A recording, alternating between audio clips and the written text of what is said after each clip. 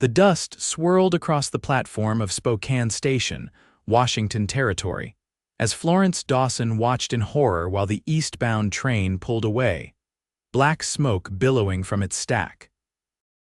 Her desperate cries did nothing to slow the iron beast that carried away everything she owned in the world except for the clothes on her back and the small handbag clutched in her trembling fingers.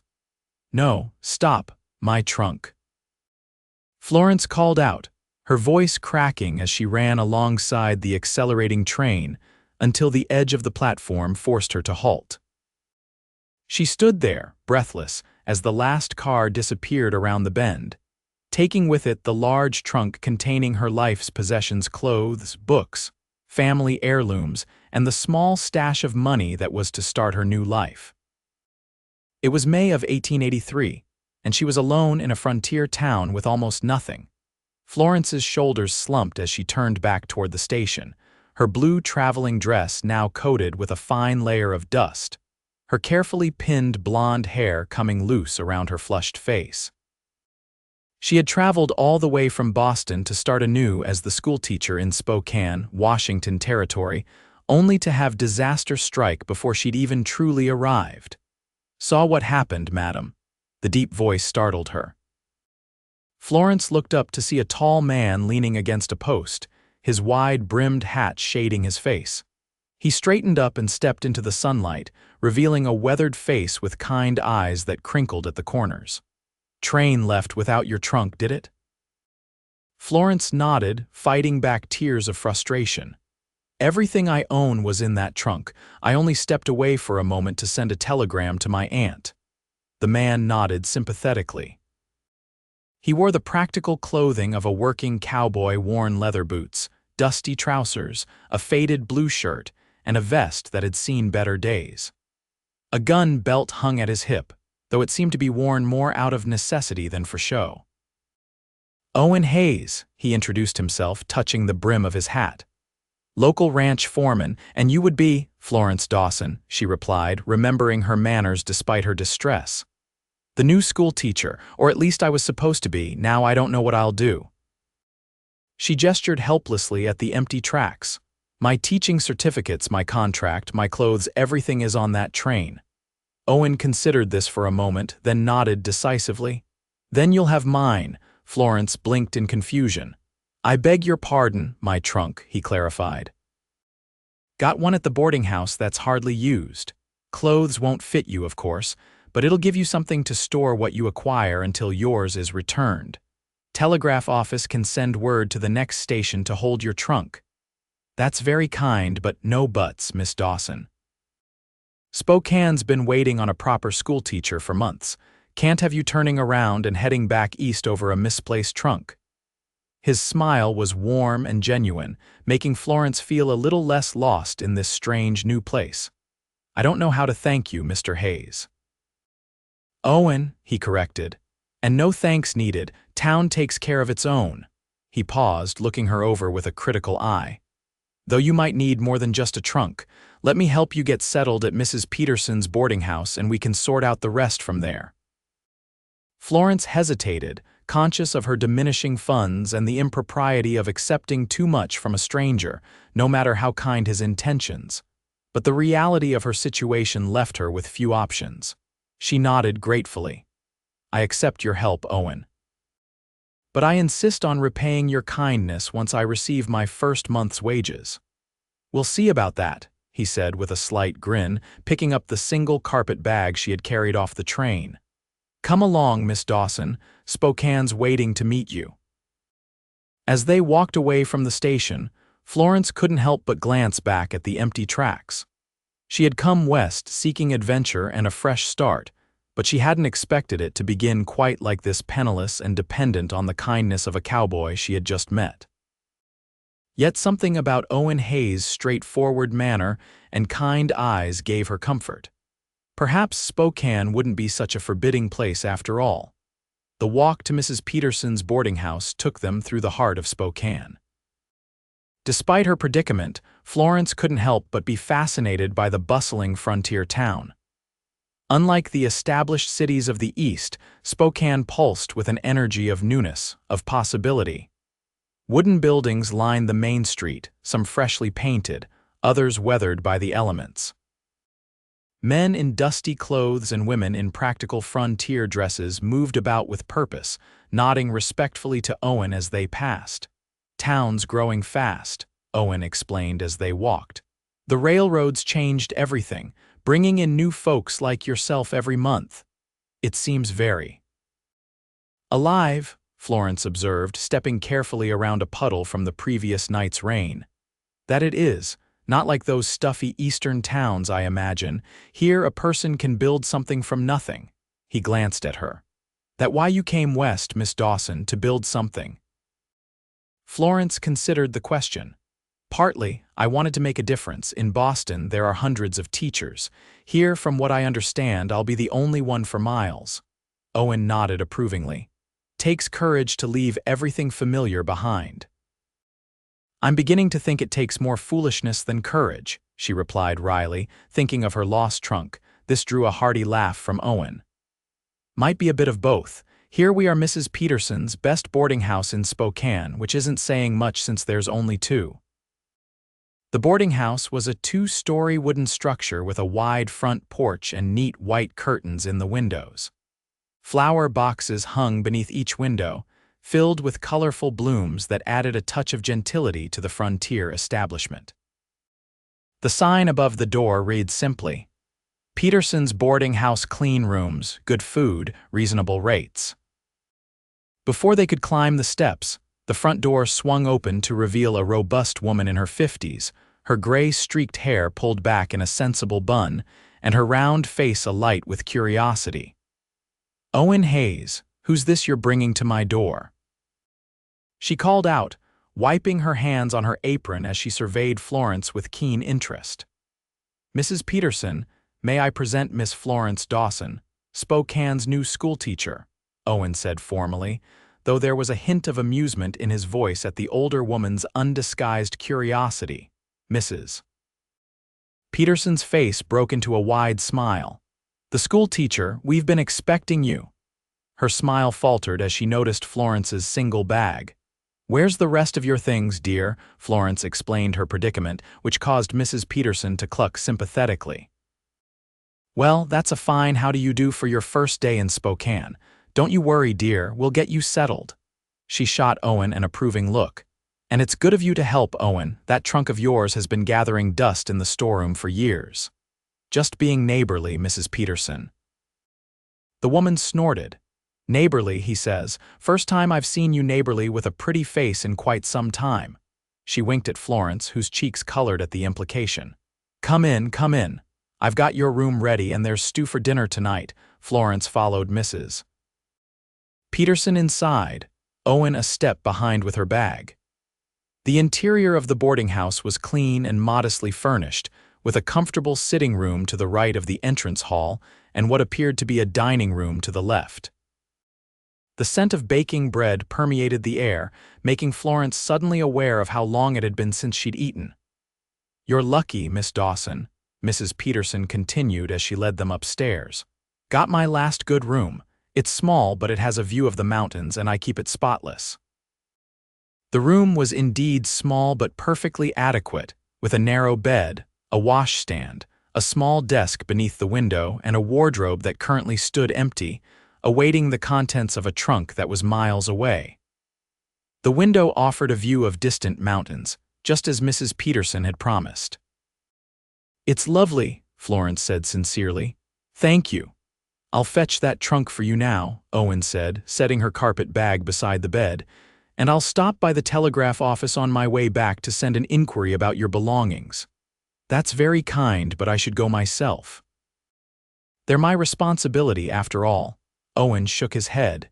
"You need to rest after your journey. Besides, I know the telegraph operator. He owes me a favor or two." Mrs. Peterson chimed in before Florence could protest further. "Listen to the man, dear. Owen knows everyone worth knowing in Spokane. If anyone can track down your trunk, it's him." Florence reluctantly agreed, suddenly feeling the exhaustion of travel catching up with her. "Thank you, then. I truly appreciate it." After Owen departed, Mrs. Peterson showed Florence to the washroom down the hall and informed her that dinner would be served at 6 o'clock sharp. "Don't be late," she warned good-naturedly. "The men who board here would eat every scrap if I let them." Left alone in her room, Florence sank onto the edge of the bed, the reality of her situation finally hitting her full force. She was thousands of miles from home with almost nothing to her name. The town was expecting a proper schoolteacher, and here she was without even a change of clothes. A knock at the door roused her from these troubling thoughts. Mrs. Peterson entered, arms laden with a pile of clothing. "These belonged to my daughter before she married and moved to Seattle," she explained, setting them on the bed. "She was about your size, I reckon. Not the latest fashion, but they're clean and well made. Should tide you over until your trunk returns."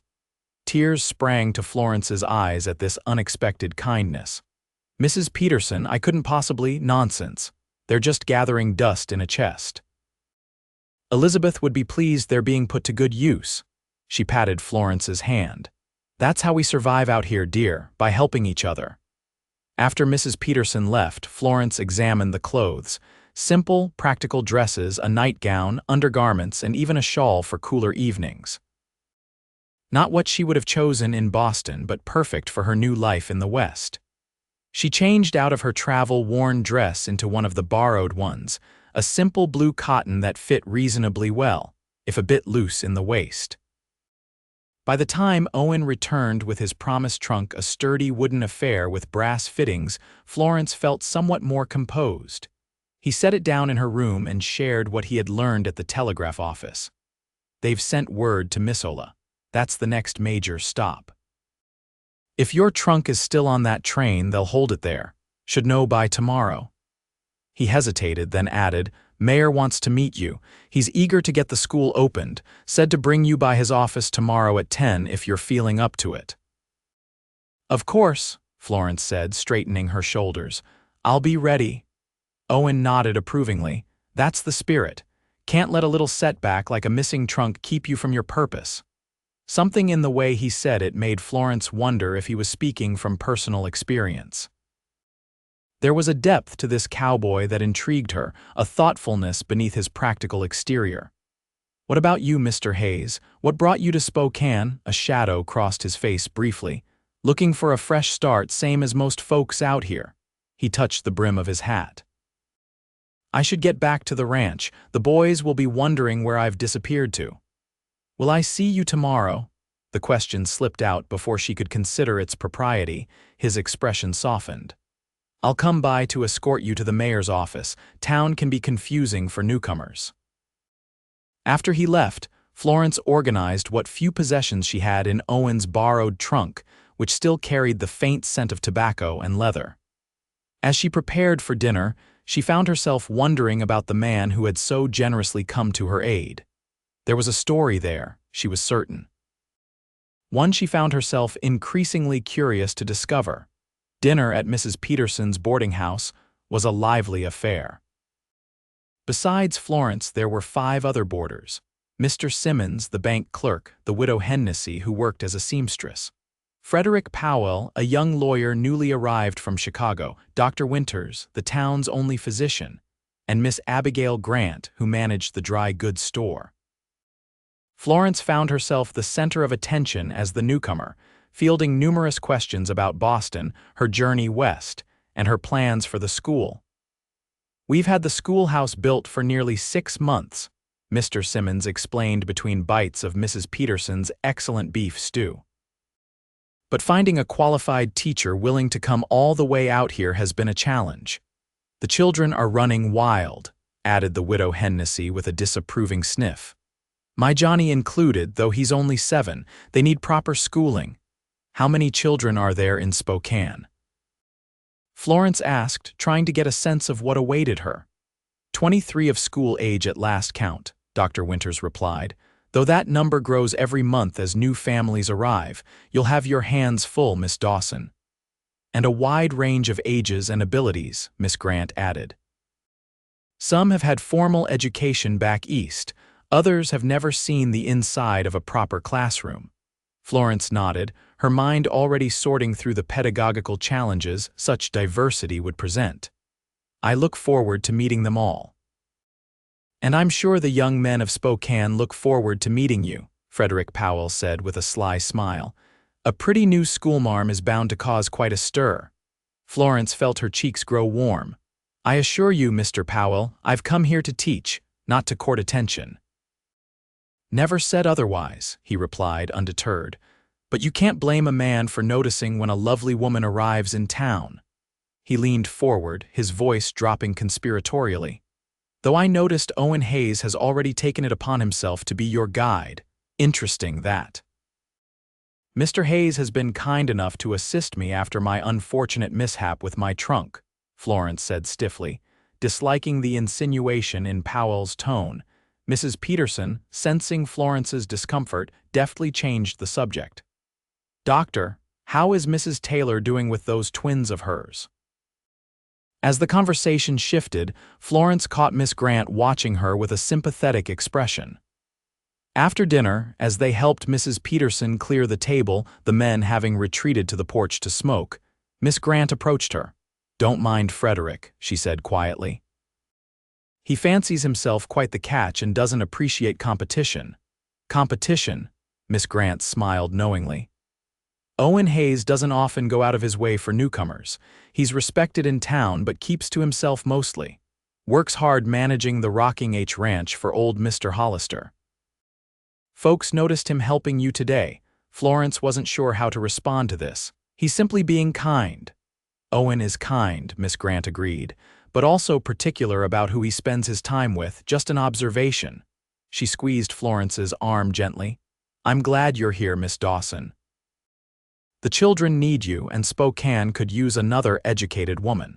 If you need anything while you settle in, my shop is just down the street. Later, as Florence prepared for bed in her small room, she found herself thinking about Owen Hayes. There was something compelling about him, a steadiness, a quiet strength that had made her feel secure despite the chaos of her arrival. But she reminded herself that she had come to Spokane with a purpose, to establish a school and make a difference in these children's lives. Romance was not part of her plan. Still, as she drifted off to sleep, it was Owen's kind eyes and reassuring smile that followed her into her dreams. Morning brought sunshine streaming through the window and the sounds of a town already bustling with activity. Florence dressed in one of Mrs. Peterson's daughter's dresses, a simple but well-made brown cotton that suited her coloring, and carefully arranged her hair. She had just finished when a knock came at her door. Miss Dawson. It was Mrs. Peterson. Mr. Hayes is downstairs waiting for you. And there's a telegram that's come for you. Florence's heart leapt with hope. Perhaps it was news of her trunk. She hurried downstairs to find Owen standing in the entryway, hat in hand. He looked different today, cleaner, his clothes less dusty, as if he had made a special effort for their meeting with the mayor. Good morning, Miss Dawson, he greeted her, his eyes taking in her appearance with what seemed like approval. Hope you slept well. Very well, thank you. She noticed the paper in his hand. Is that the telegram? About my trunk? His expression grew apologetic as he handed her the message. I'm afraid it's not good news. Florence read the brief message with a sinking heart. Trunk not found. Stop inquiries sent to all stations. Eastward stop will advise when located. Stop Northern Pacific Railway not found. Florence repeated, dismayed. But how can that be? It was loaded on that train. I saw it myself. Owen shook his head. Railway mix-ups happen more often than they'd like to admit. Could have been offloaded at the wrong station, or someone might have claimed it by mistake. Everything I own was in that trunk, Florence said, fighting to keep her voice steady. My books, my teaching materials, my clothes, even my mother's locket. Owen's expression softened with understanding. We'll find it, Miss Dawson, I promise you that. But for now, we should meet with Mayor Daniels. He's eager to show you the schoolhouse. Florence straightened her shoulders, determined not to let this setback defeat her. Yes, of course. I shouldn't keep him waiting. The walk to the mayor's office took them through the heart of Spokane's business district. Despite her worry over her lost possessions, Florence couldn't help but be intrigued by the frontier town. Wooden sidewalks lined the streets, protecting pedestrians from the mud that seemed omnipresent after recent rains. Businesses ranging from the practical a blacksmith, a livery stable, a mercantile to the more refined a millinery shop. A photographer's studio showed a town in transition from rough frontier outpost to established community. "Spokane's growing fast," Owen commented, noticing her interest.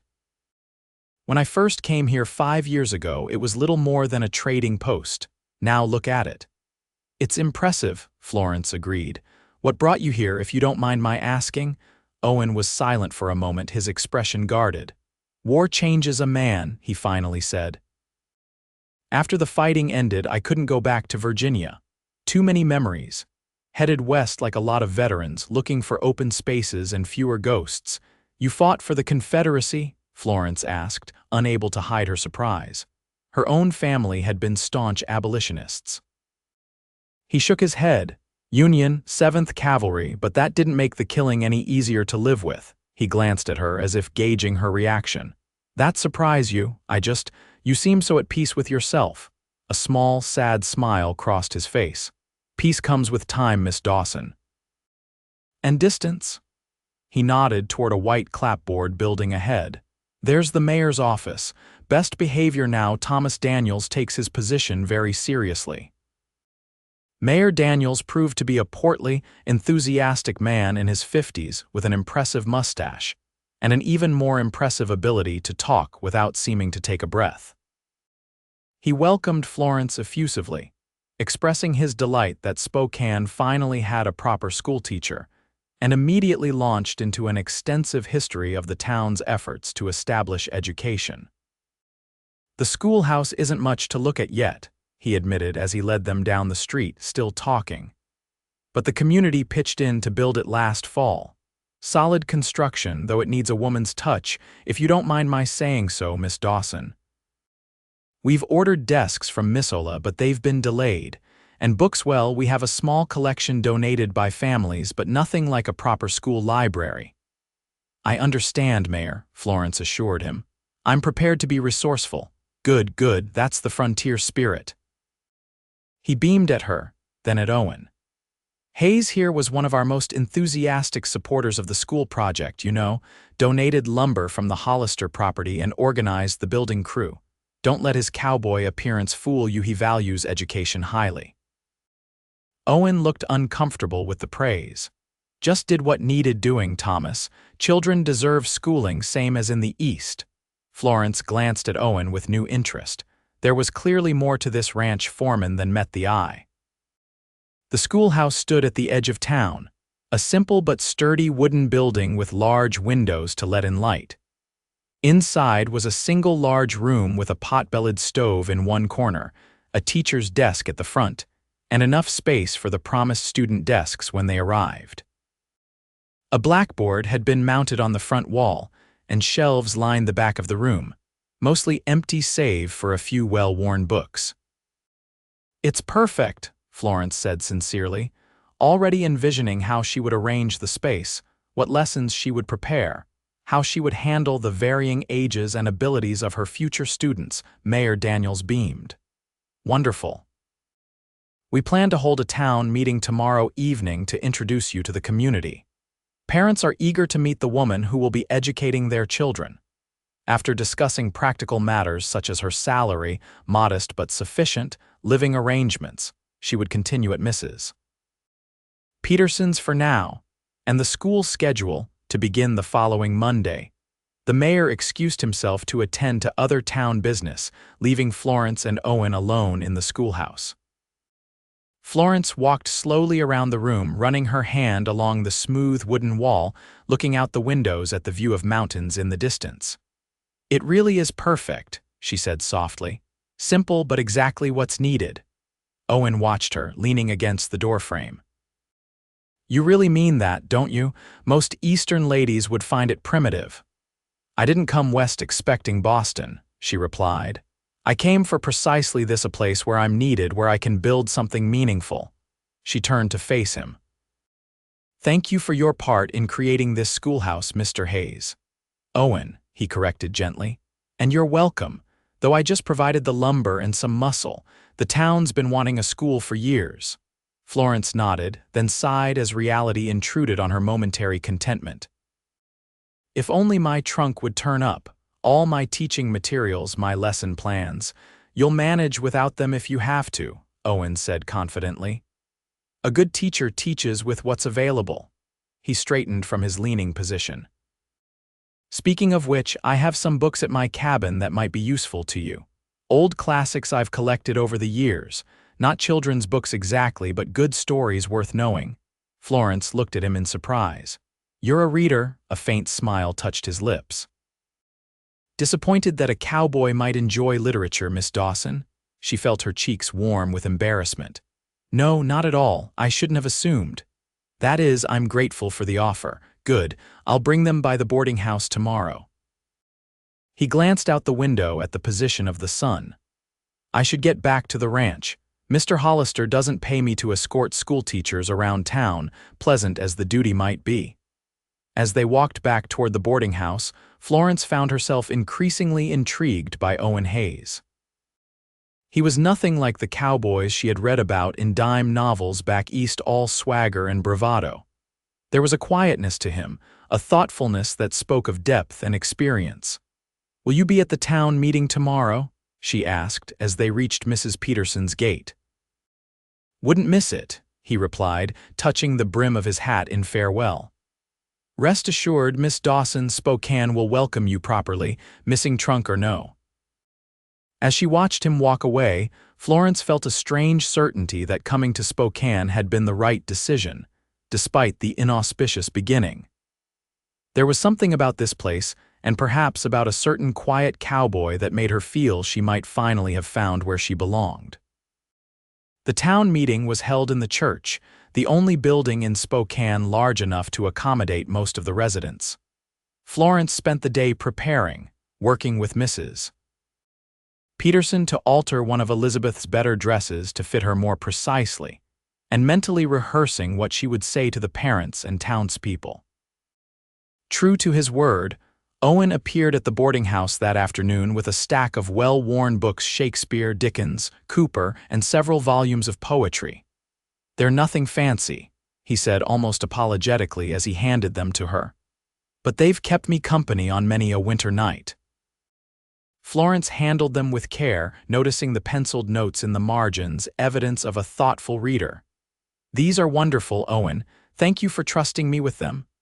"They're just books," he said with a shrug, but she could tell they meant more to him than he was letting on. That evening, Owen escorted Florence to the church, where it seemed the entire town had gathered to meet their new schoolteacher. Mayor Daniels made a flowery introduction, emphasizing Florence's excellent credentials and the town's good fortune in securing such a qualified educator. When it was her turn to speak, Florence stepped forward, suddenly conscious of all the eyes upon her. She spotted Owen standing at the back of the room, his tall frame easy to distinguish among the crowd. He gave her an encouraging nod. "Good evening," she began, her voice clear and steady despite her nerves. "I'm Florence Dawson, and I cannot express how honored I am to be entrusted with the education of Spokane's children. I believe that education is the foundation of any thriving community, and I promise to do my utmost to provide your children with the knowledge and skills they will need to build successful lives." She went on to outline her teaching philosophy and her plans for organizing the school, acknowledging the challenges of teaching multiple age groups and varying levels of prior education. "But these challenges are also opportunities," she emphasized. "Older students can help younger ones, creating a community of learning where everyone contributes and everyone benefits." As she spoke, Florence noticed the faces in the crowd relaxing, nodding in agreement. Even the most skeptical-looking parents began to show signs of approval. "I should mention," she added with a touch of self-deprecating humor, "that my arrival in Spokane has not been without incident. As some of you may have heard, my trunk with all my possessions was mistakenly carried on when I disembarked.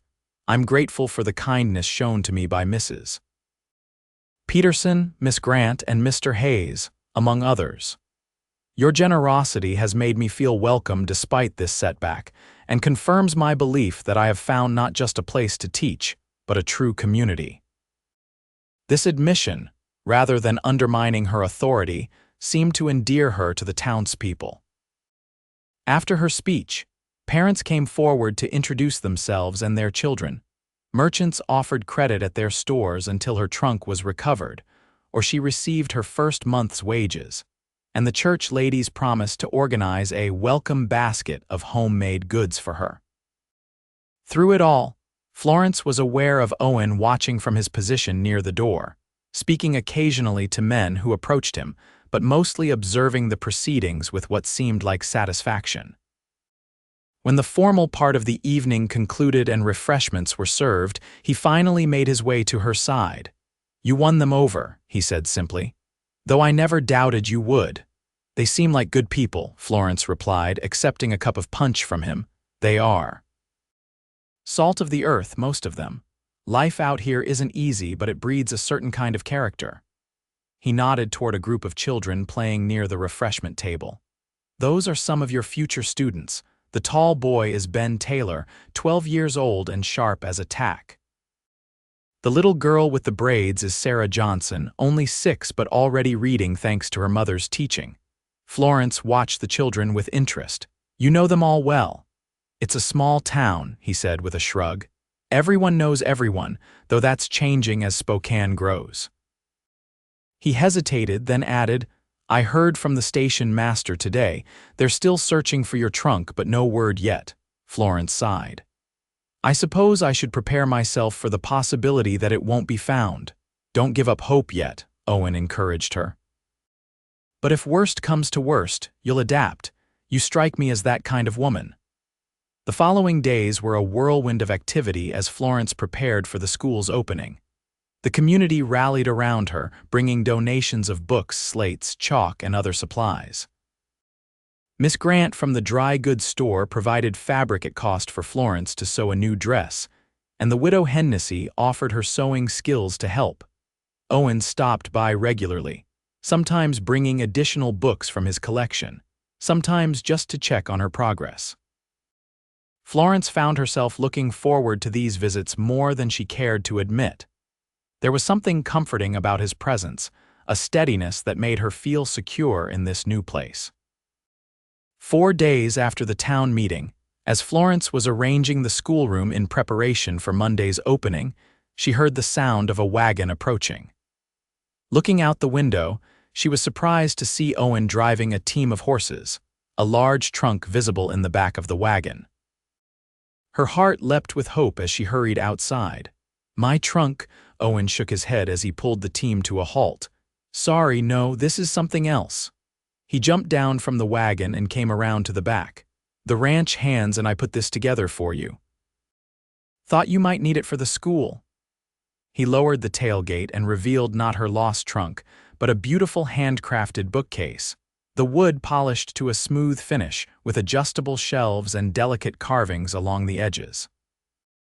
"Owen," Florence breathed, running her hand along the smooth wood. "It's beautiful. Did you make this?" He nodded, looking pleased but slightly embarrassed by her admiration. "Had some help from the boys, but yes, figured those books people have been donating needed a proper home. It's perfect." "Thank you." Impulsively, she reached up and kissed his cheek, then immediately blushed at her boldness. Owen touched the spot where her lips had been, a slow smile spreading across his face. "You're welcome, Florence." It was the first time he had called her by her given name, and the sound of it in his deep voice sent a pleasant warmth through her. Together, they carried the bookcase into the schoolhouse and positioned it against the wall beside her desk. It transformed the room, adding a touch of beauty and permanence to the simple space. "You've done so much for me," Florence said as they stood back to admire the bookcase in place. "I don't know how I'll ever repay you."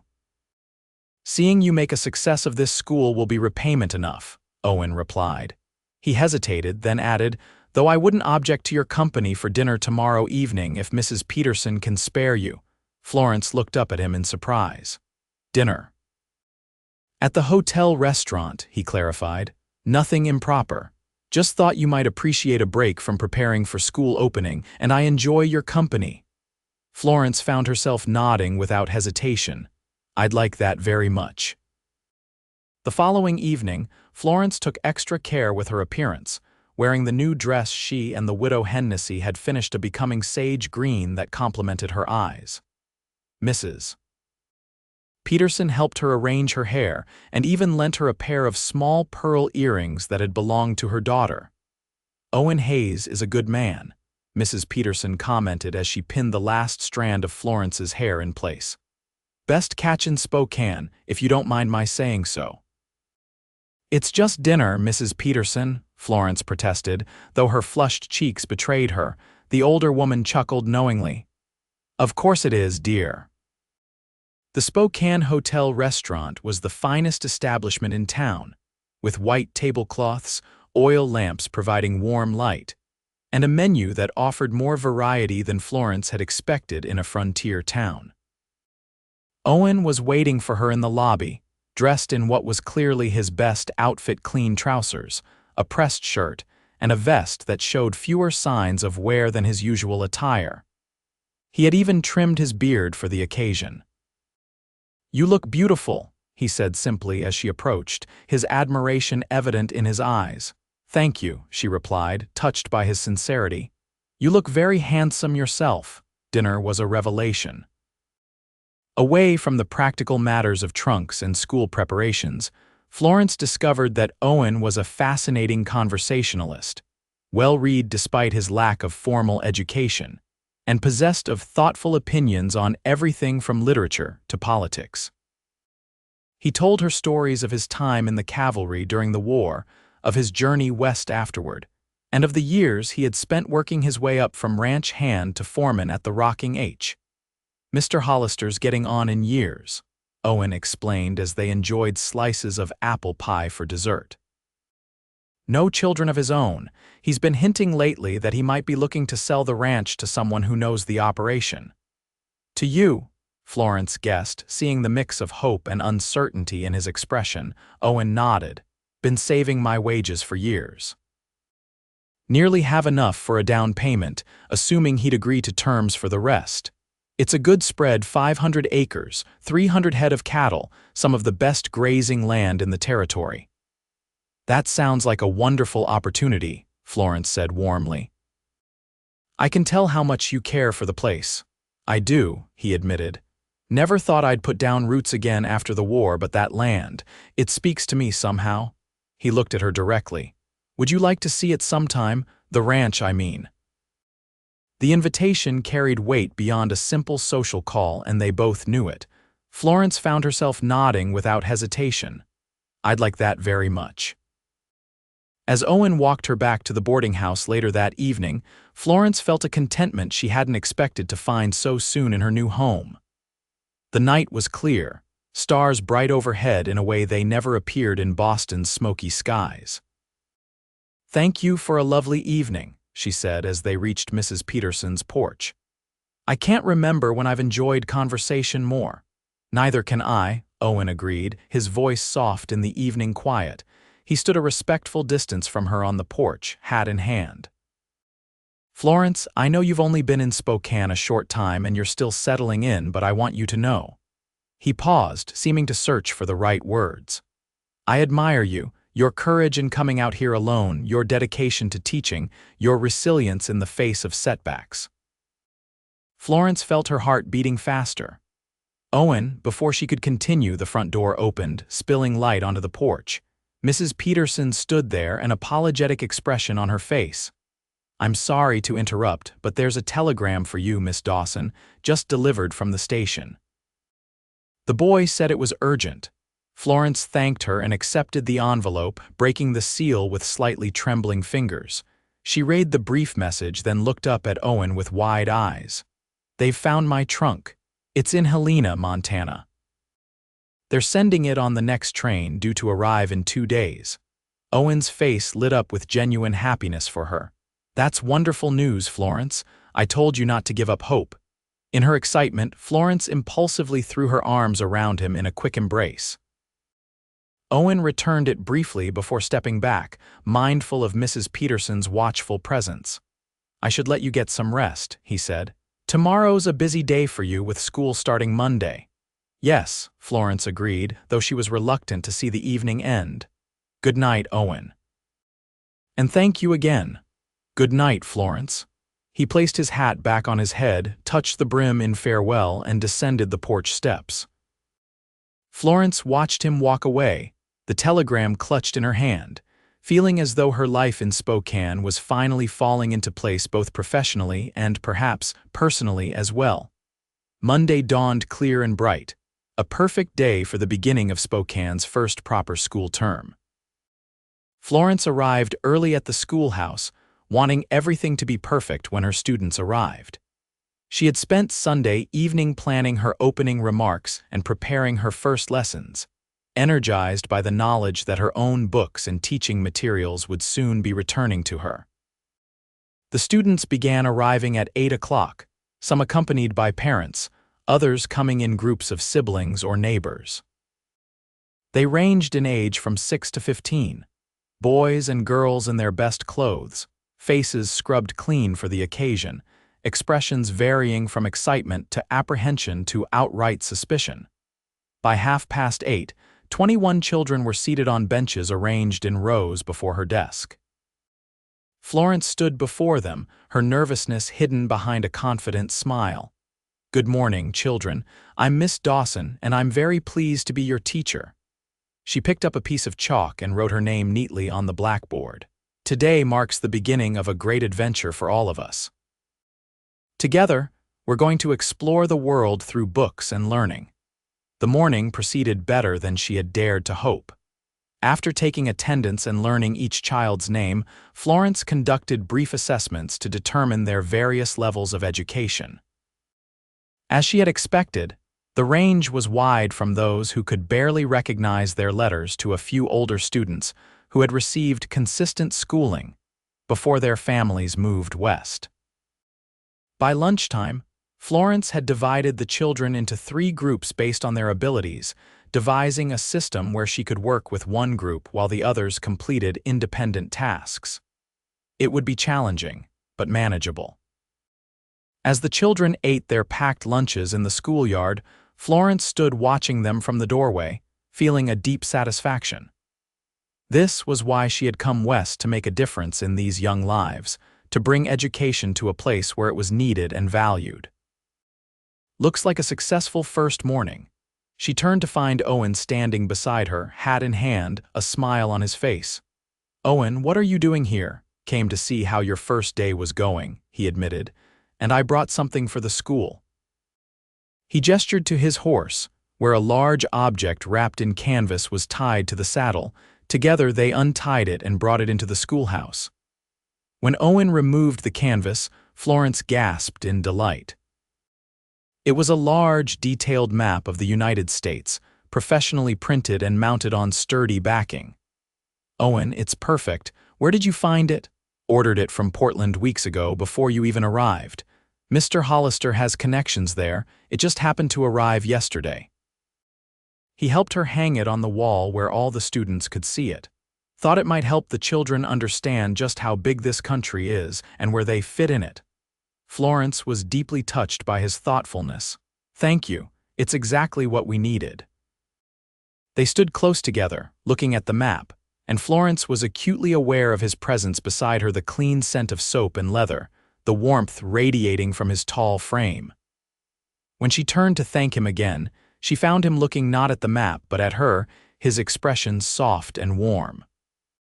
For a moment it seemed as though he might say something more, but then the sounds of the children returning from lunch broke the spell. Owen stepped back, clearing his throat. "I should let you get back to your teaching," he said. "Just wanted to make sure everything was going well." "It is," she assured him. "Better than I expected," he nodded, pleased. "I'll see you tomorrow then. Your trunk should be arriving on the afternoon train."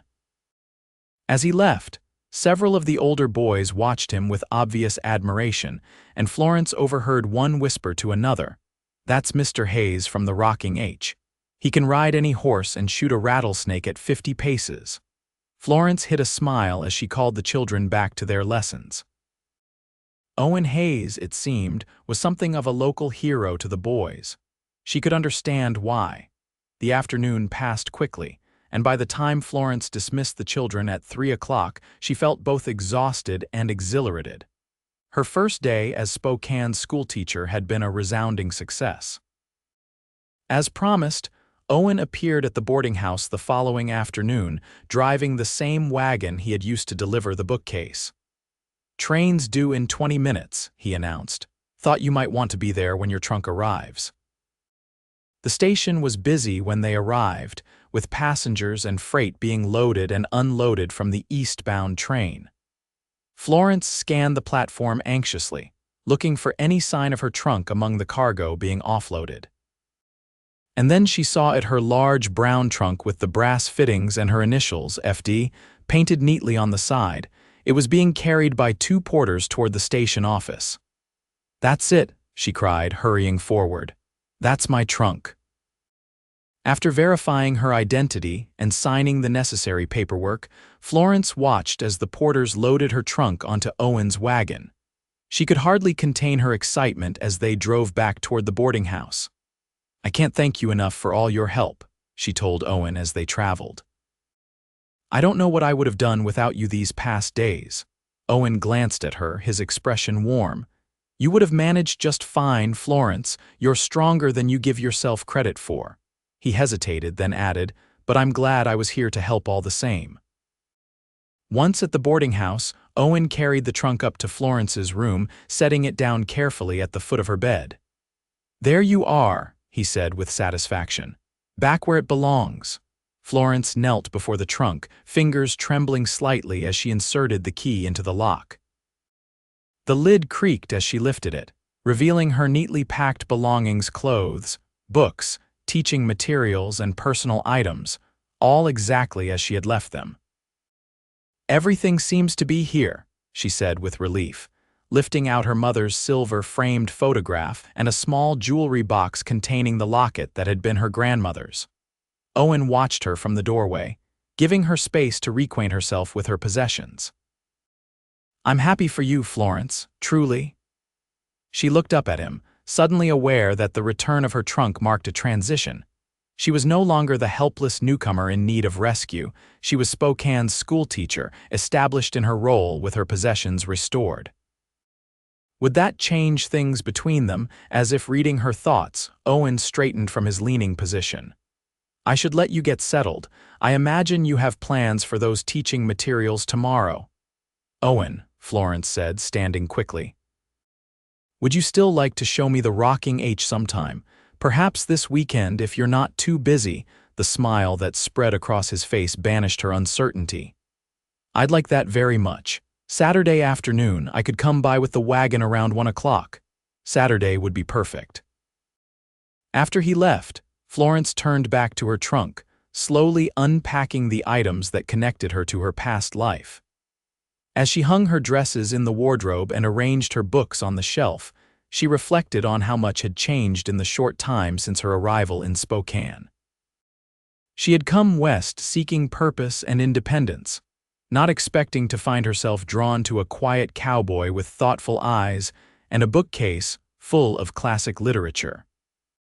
Yet here she was, looking forward to Saturday with an anticipation that had little to do with seeing a cattle ranch and everything to do with the man who would be showing it to her. Saturday dawned clear and mild, perfect weather for a drive into the countryside. Florence dressed carefully in one of her own dresses, a practical blue cotton with white trim that she hoped would be suitable for a ranch visit. She packed a small basket with cookies she had baked the night before, wanting to contribute something to the outing.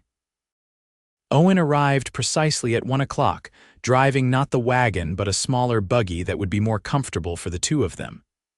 He had dressed in clean clothes as well, though still practical for ranch work, and his smile when he helped her up into the buggy sent a pleasant warmth through her. "You look lovely," he said as he took his place beside her and picked up the reins. Ready to see some of the prettiest land in Washington Territory, the drive to the Rocking H took them through rolling hills that grew more spectacular as they left the town behind. Spring wildflowers dotted the meadows with splashes of color, and in the distance, mountains rose blue and majestic against the sky. "It's beautiful," Florence commented, drinking in the scenery. "So different from Massachusetts." "Different but special in its own way," Owen agreed. "That's what drew me here after the war. All this open space, the feeling that a man could breathe out here." He told her stories as they drove about the early days of the territory, about the colorful characters he'd met in his years out west, about the challenges and rewards of ranch life. Florence found herself laughing more than she had in months, charmed by his dry humor and the expressive way his hands sometimes left the reins to emphasize a point in his stories. The Rocking H Ranch came into view as they crested a hill, a sprawling collection of buildings nestled in a valley, with corrals, barns, a bunkhouse, and a main house that was modest but well built. Beyond the buildings stretched acres of grazing land, dotted with cattle. "There it is," Owen said, a note of pride in his voice. "Home to 300 head of cattle, 12 horses, and 8 of the most cantankerous cowboys you'll ever meet." As they approached, several men emerged from the bunkhouse and barn, curious about visitors. Owen introduced Florence to each of them: Caleb, the oldest hand who had been with the ranch for 20 years. Mitch and Sawyer, brothers who had come west from Pennsylvania. Jose, whose knowledge of horses was unmatched, and several others whose names Florence tried to commit to memory. Mr. Hollister, the ranch owner, was a weathered man in his 70s with a shock of white hair and keen blue eyes that missed nothing. He welcomed Florence warmly, insisting that Owen give her a complete tour of the operation. "This boy knows every inch of this ranch better than I do these days," he told Florence with obvious pride. "Best foreman I've ever had, don't know what I'd do without him." The tour was fascinating. Owen showed her the barns where newborn calves were kept with their mothers, the blacksmith shop where the ranch's tools and horseshoes were made and repaired, and the corrals where young horses were trained for riding and working cattle. "Would you like to see the best part?" Owen asked after they had visited the main areas of the ranch. At Florence's eager nod, he helped her back into the buggy and drove away from the buildings, following a track that led up into the hills. After about 20 minutes, they reached a spot high enough to overlook the entire valley. Owen stopped the buggy and helped Florence down.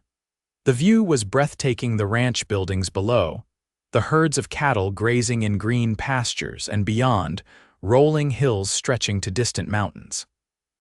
A small stream wound through the valley, catching the afternoon sunlight like a ribbon of silver. "This is where I come when I need to think," Owen said quietly, standing beside her. "Best view in the territory, I reckon." "It's magnificent," Florence breathed. "I can see why you love it here." They stood in companionable silence for a moment, enjoying the view and the gentle breeze that carried the scent of wildflowers and spring grass. "Mr. Hollister thinks highly of you," Florence observed. "He wasn't exaggerating about your importance to the ranch, was he?" Owen shrugged modestly. "I do my job, but yes, he's been like a father to me these past years, taught me everything I know about ranching." He hesitated, then added, "He wants to retire soon. His joints pain him in the winter, and he has a sister back east he'd like to visit." "And the ranch?" Florence asked, though she thought she knew the answer. "He's offered to sell it to me," Owen confirmed.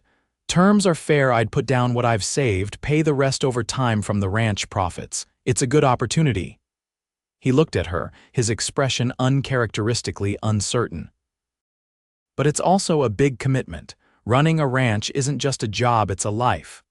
Florence understood what he wasn't saying. Taking on the ranch would tie him to this place, shape his future. It was a decision that would affect not just his work, but any personal relationships he might form. "I think you'd be wonderful at it," she said sincerely. "I can see how much you care for this place, how well you understand it." Owen's expression softened. "Thank you, Florence. Your opinion matters to me." He took a step closer to her. "More than I can say." The intensity in his eyes made her heart beat faster. For a moment she thought he might kiss her, but instead he offered his hand to help her back into the buggy. "We should head back," he said, though he seemed reluctant. "I promised Mrs. Peterson I'd have you home before dark." The drive back to town was quieter, both of them reflective after the afternoon's experiences. As they approached Spokane, the setting sun bathed the buildings in golden light, giving the frontier town an almost magical quality. "Thank you for showing me the ranch," Florence said as they neared the boarding house. "It's a special place." "You're welcome there anytime," Owen replied, his voice warm with sincerity. "The men liked you. Even old Hollister was impressed, and he doesn't impress easily." When they reached Mrs. Peterson's, Owen helped Florence down from the buggy, his hands lingering at her waist a moment longer than necessary. In the soft evening light, his expression was open, vulnerable in a way she hadn't seen before. "Florence," he began, then hesitated. "I'm not a man of fancy words, but I want you to know that these past weeks, since you arrived in Spokane, they've been the best I've had in a long time." Florence felt a warmth spread through her chest.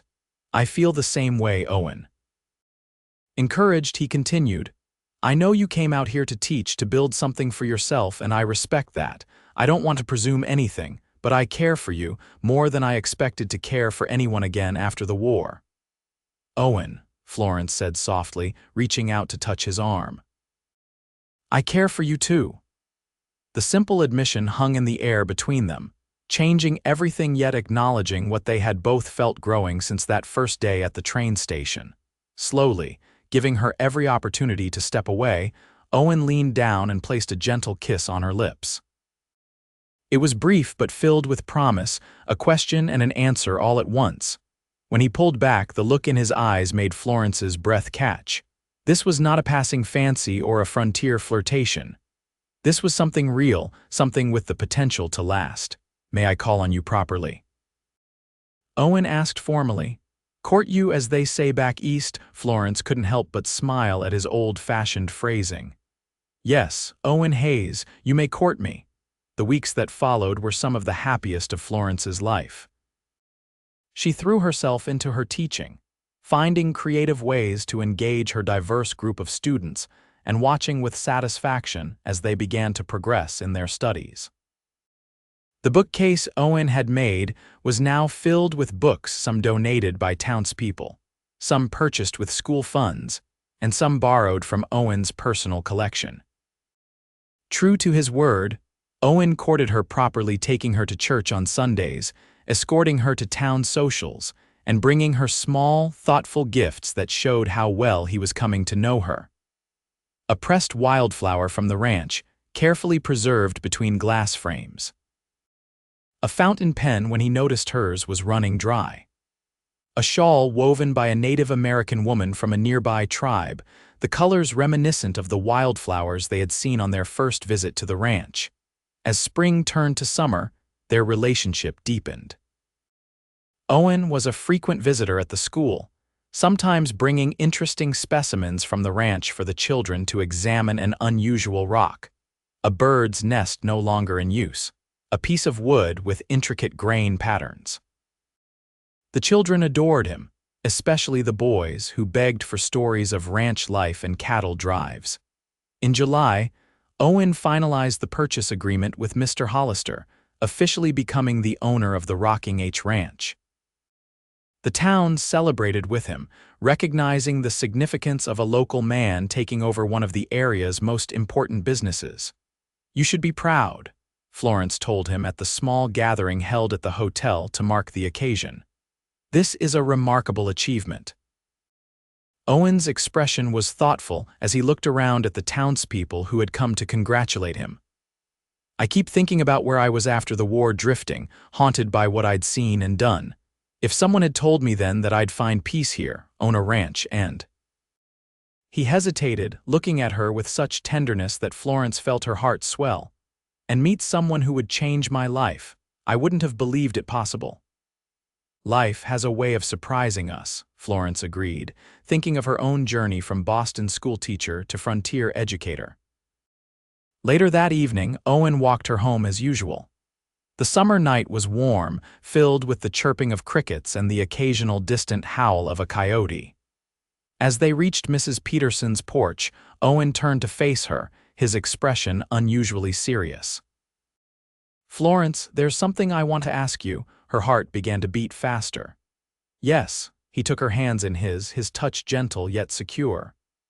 "These past months have shown me what I want for my future: the ranch, this community, and most importantly, a life with you beside me." He took a deep breath. "Florence Dawson, would you do me the honor of becoming my wife?" Though she had begun to anticipate this moment, the reality of it, Owen standing before her, his heart in his eyes, still overwhelmed her. Joy bubbled up inside her, pure and uncomplicated. "Yes," she said simply, squeezing his hands. "Yes, Owen, I will marry you." His smile was radiant as he pulled her into his arms, kissing her with a passion that spoke of the depth of his feelings.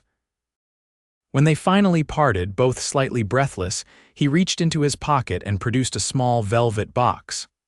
"I have this for you," he said, opening it to reveal a simple but elegant gold ring set with a small sapphire. "It was my mother's. I've kept it all these years, waiting for the right person to give it to." As he slipped the ring onto her finger, Florence felt tears of happiness well in her eyes. "It's beautiful, Owen. There's one more thing," he added, looking slightly nervous now: "the ranch house. It's adequate for a bachelor, but not for the home I want to give you. I've been drawing up plans to expand it, add proper rooms for a family. But if you'd rather live in town, closer to the school," Florence stopped him with a finger to his lips. "The ranch is your home, and soon it will be mine too. We can make it what we want it to be together." Their engagement was met with enthusiasm by the town, particularly by Mrs. Peterson, who claimed she had known from the first day that they were destined for each other. "The way he looked at you when he brought that trunk up to your room," she told Florence with a knowing smile. "I've seen enough of life to recognize a man in love, even if he didn't know it yet himself." Florence and Owen decided on a late August wedding, when the weather would still be fair, but after the busiest time of the summer ranch work. In the meantime, Owen threw himself into the renovations of the ranch house, working alongside his men to add 2 new bedrooms, expand the kitchen, and build a proper front porch where they could sit on summer evenings and enjoy the view of the valley. Florence divided her time between teaching the summer session for those students who needed extra instruction and preparing for her new life as Mrs. Hayes. She learned to ride a horse properly under Owen's patient tutelage, understanding that this skill would be essential for a rancher's wife. She also spent time with Mrs. Hollister, who was happy to share her knowledge of managing a ranch household before she departed to join her husband in their retirement back east. The wedding day dawned clear and perfect, with just enough breeze to temper the August heat. The ceremony was held in the church, decorated with wildflowers gathered by Florence's students. The entire town turned out for the occasion, filling the small building to capacity. Florence wore a gown of ivory silk that had been ordered from Portland, its simple elegance suited to both the frontier setting and her own taste. As she walked down the aisle on the arm of Mayor Daniels, who had offered to give her away, her eyes were fixed on Owen waiting for her at the altar. He had never looked more handsome, dressed in a new suit made especially for the occasion, his face clean-shaven and his eyes bright with love and pride. The expression on his face when he first saw her in her wedding gown was one Florence knew she would remember all her days. The ceremony was brief but deeply meaningful. They exchanged traditional vows, promising to love, honor, and cherish each other for the rest of their lives. When the pastor pronounced them husband and wife, Owen's kiss was both tender and possessive, a promise of the life they would build together. The celebration afterward was held at the Rocking H, with tables set up in the yard and lanterns strung between trees to provide light as the afternoon turned to evening. There was food in abundance, music from local musicians, and dancing that continued well into the night. As darkness fell and the stars emerged overhead, Owen led Florence away from the festivities to a quiet spot where they could see the lights of the celebration, but have a moment alone together. "Happy, Mrs. Hayes?" he asked, his arm around her waist. "Completely," she assured him, leaning into his embrace. "Though it still feels strange to hear myself called that. You'll have time to get used to it," he said with a smile. "A lifetime, in fact." They stood together in comfortable silence for a moment, looking out over the ranch that was now their shared home. In the moonlight, the rolling hills and distant mountains had an almost magical quality, a beauty that took Florence's breath away. "When I first arrived in Spokane, watching the train pull away with my trunk, I felt so lost," she mused. "I never imagined that moment would lead to this place, to such happiness." Owen turned her gently in his arms, his expression serious in the moonlight. "I've been thinking about that day a lot lately, about how something as simple as a missing trunk brought us together." He touched her cheek gently. "I believe some things are meant to be, Florence. That train was supposed to leave without your trunk, so I could offer you mine. So we could meet.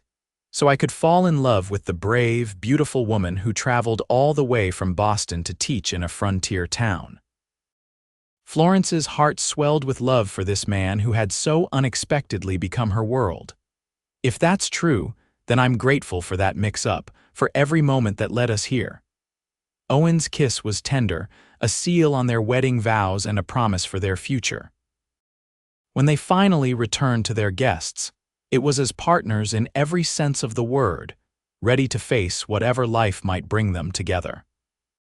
5 years later, Florence sat on the front porch of the ranch house, watching as Owen showed their 3-year-old son, James, how to feed a bottle to an orphaned calf. The little boy's face was alight with concentration as he carefully held the bottle, his father's large hands guiding his small ones.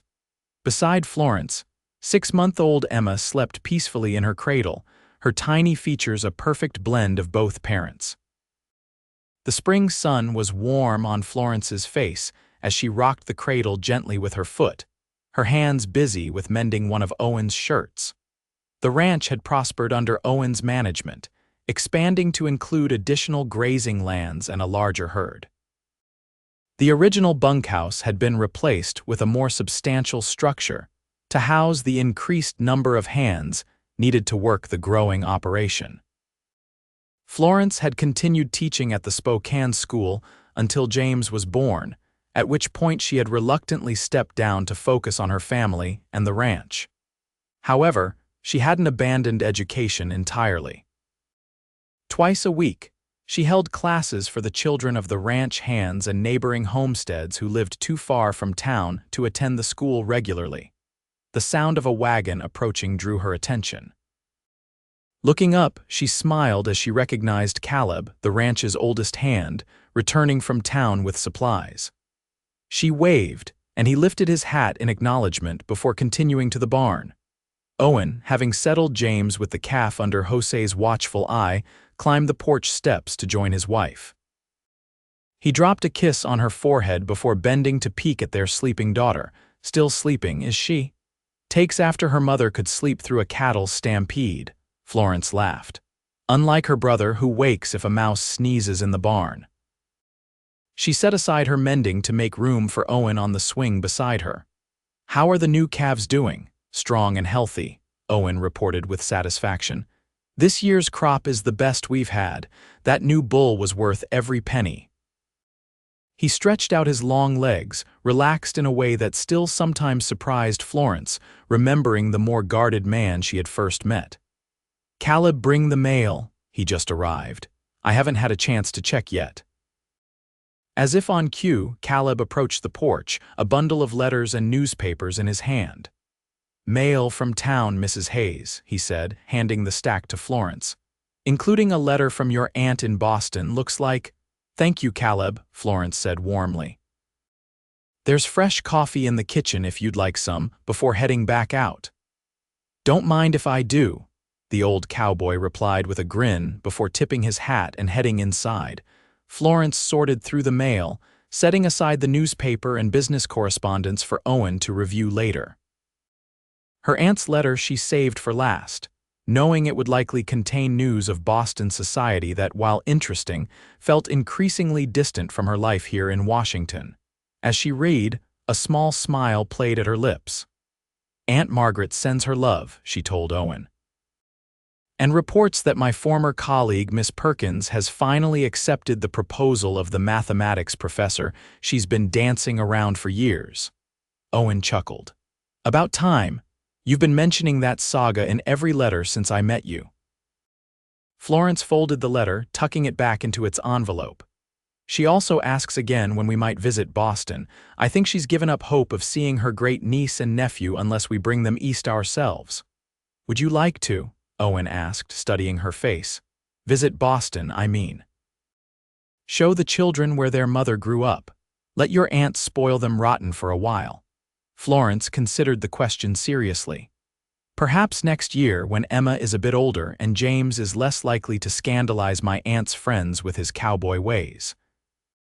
She smiled at the thought of her energetic son in Boston's formal parlors. "Would you come too? The ranch could spare you for a few weeks, surely?" Owen nodded.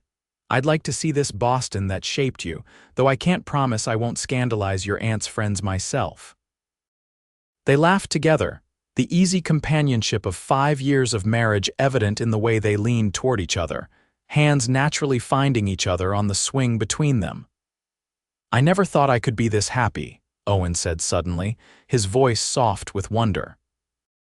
"After the war, I thought that part of me was dead, the part that could feel joy, make plans, love without fear." Florence squeezed his hand.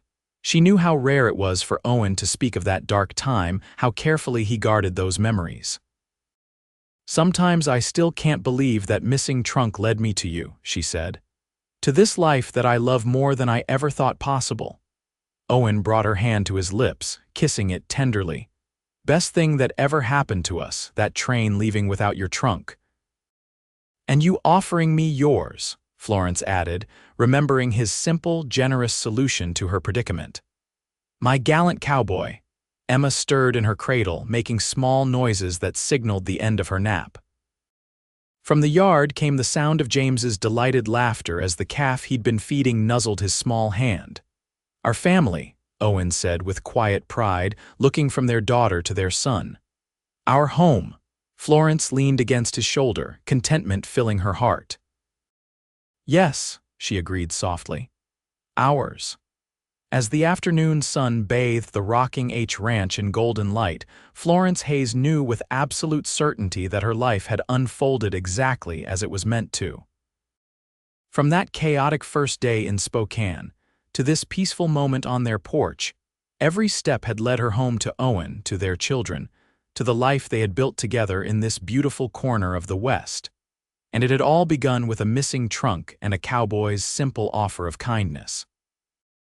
"Then you'll have mine," he had said, not knowing he was offering not just a trunk, but ultimately his heart, his name, and a love that would last a lifetime.